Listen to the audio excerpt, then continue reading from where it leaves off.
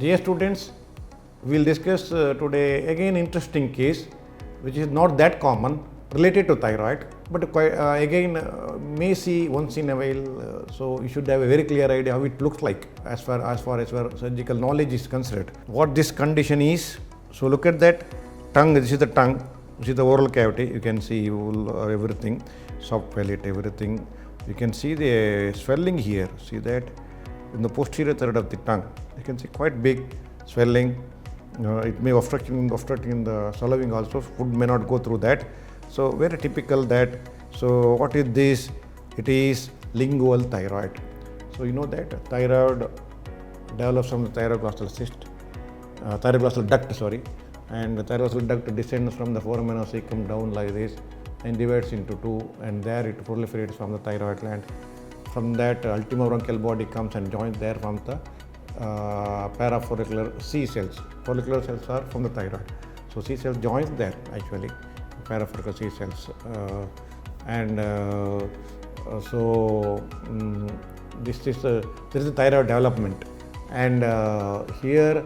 So in the when thyroid is not descended properly, thyroglossal duct is not descending properly, it will form the somewhere tissue will be there somewhere else in the tract.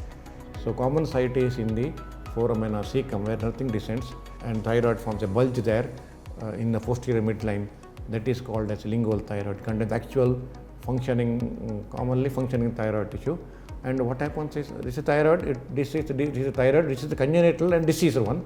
And this itself have an additional disease, like this entity itself is a disease, but it itself has an additional disease, like it can develop carcinoma, it can develop toxicity, it may go for hypothyroid, which is quite common. So lingual thyroid with hypothyroid is quite common, and usually additional normal thyroid tissue will not descend usually, occasionally maybe, but otherwise no thyroid tissue in the neck. So thyroid fossa medial to the sternocleidomastoid muscle around the trachea on the paratracheal area, thyroid fossa it is called, and this is empty. So empty thyroid fossa on clinical examination.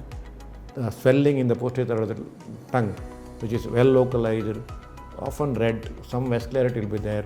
On palpation it will be fur, usually not tender, may bleeds on touch because you know that thyroid is vascular, and that's a typical clinical feature.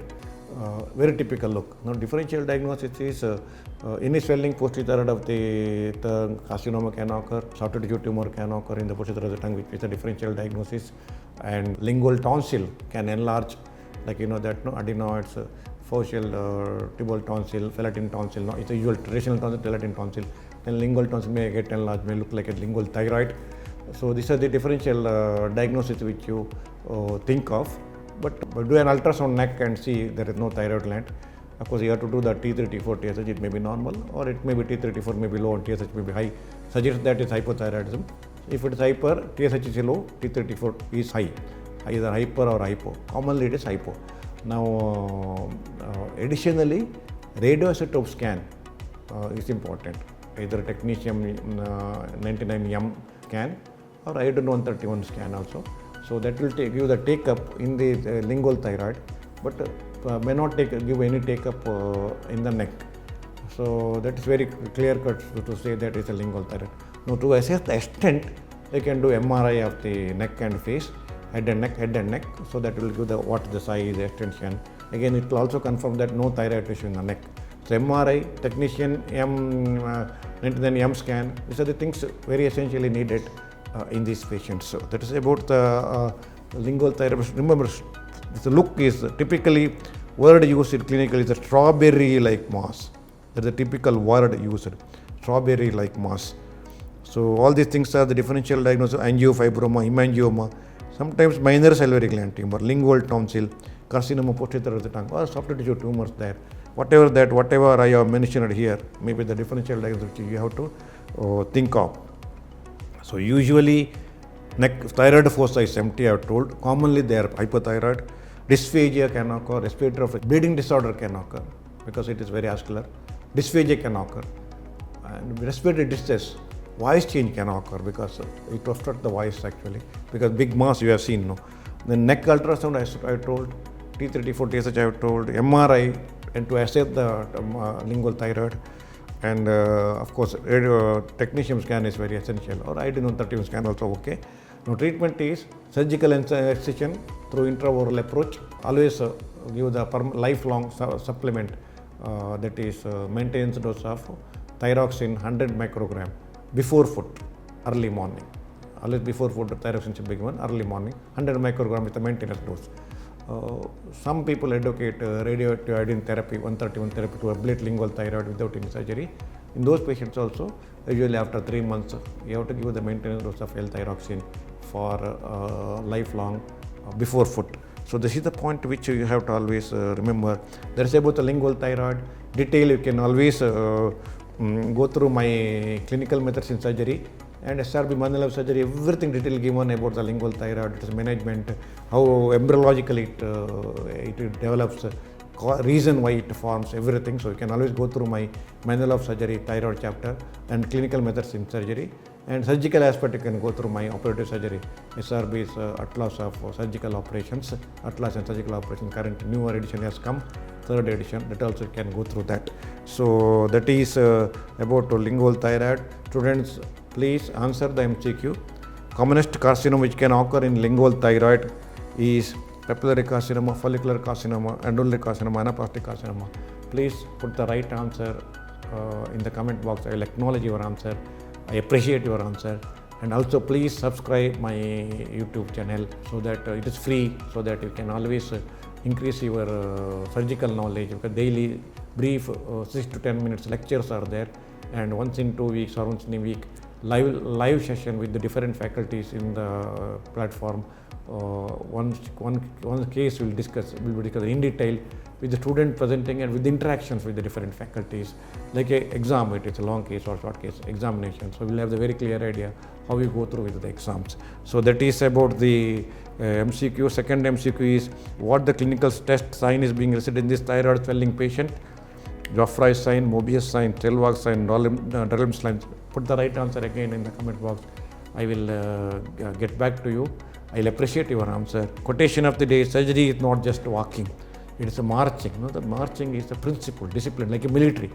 Surgery is like a military with the discipline. If there is no discipline in the surgery, it will be difficult. It will be haphazard. You can't do in surgery with haphazardly. We should have approach, we should have a principle, we should have a knowledge also. Therefore, it's not just walking, it's a marching. That is why this quotation is very, very important for surgeons. Students, please go through my SRB's manual of surgery, SRB's clinical methods in surgery, and SRB's operative surgery, surgical atlas. The new edition has come, and atlas of steering technique.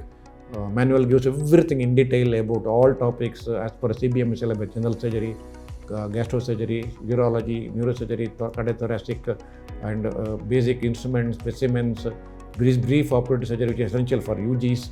Everything is covered with the quotations, with the illustrations, the diagrams, photos, covered everything as for CBM syllabus. And clinical methods in surgery, current edition gives a proper clinical idea, approaches to all cases, briefly orthopedic also. Again, it contains instruments, specimen, images also, and videos. Each chapter videos are there, how to examine a patient, which is very important when you do a practical exam, clinical exam. So very, very useful, everything, which again, lot of photos and proper methodology of examination with the differential diagnosis tables are given. So it will be very, very useful. Of course, operative surgery is a very detailed 2-volume extensive book with more than 10,000 photos and illustrations. Whenever you want to any surgery, including specialty, general surgeries, gastrosurgery mainly, in detail it is given. It will be very, very useful.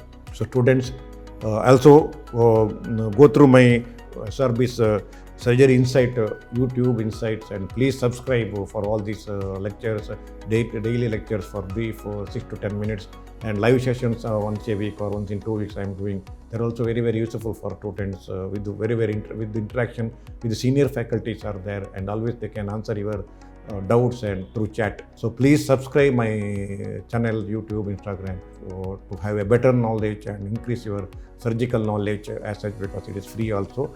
And my DigiNow lectures through JP, around 220 lectures covering everything surgery, including specialty, operative surgery, clinical methods also, with the videos through JP Publishers. And you can always purchase that one for 1 year, so that you can have go through all lectures with a very clear idea about the subject to face any exam, including NEET or final year exam or even PG exams. Students, I hope you have understood this lecture very well. Thank you so much.